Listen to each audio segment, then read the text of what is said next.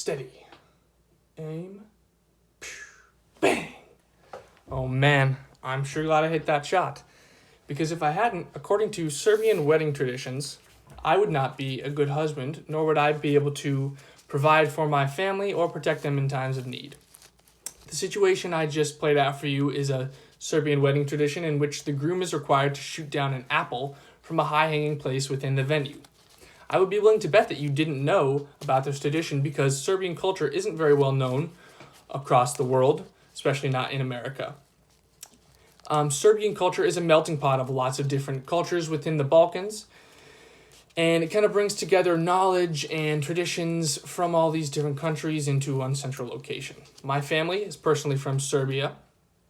We don't maintain a lot of the traditions. We've been in America since the 19th century.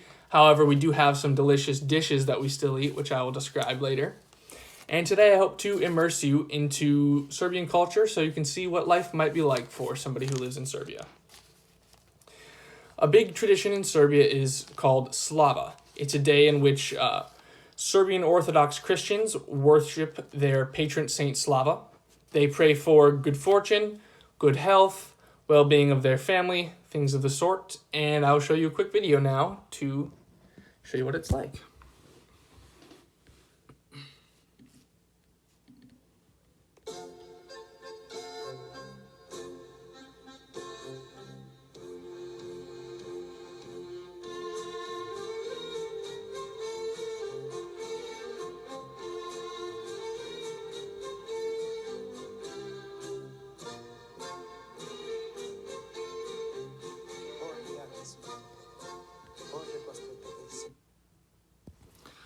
So as you can see in this video, something that is very important for Serbians, especially on the day of Slava, is to maintain good relationships with their family and the community. Often Serbians on long dinner days might leave their doors open for their neighbors to come in, and they might invite their entire family over. They have a very tight-knit community in Serbia.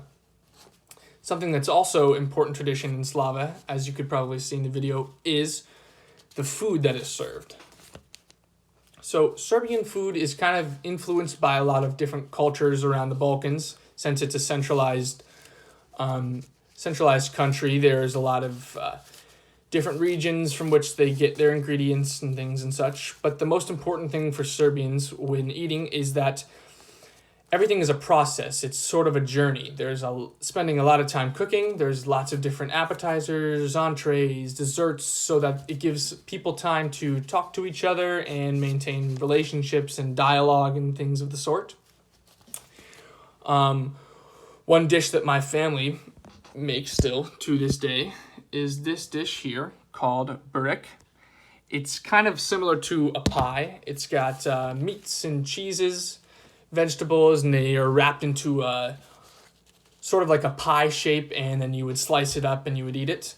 You've got also something called gabankia, which is like a sectioned off cheese pie, so you can pull out different pieces and put them on your plate, eat it with a fork, things like that. It's very, very delicious, but it's very cheesy.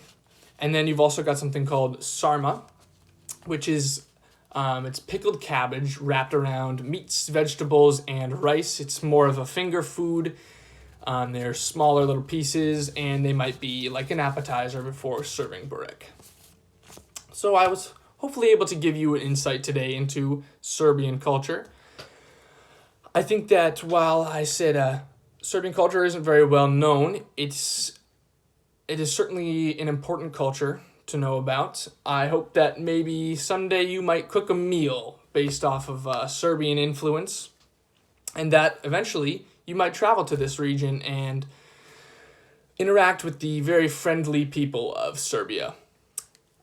As said by Kofi Annan, we may have different religions, different languages, and different colored skin, but we all belong to one human race. With that said, do videnja a prijatno, and goodbye.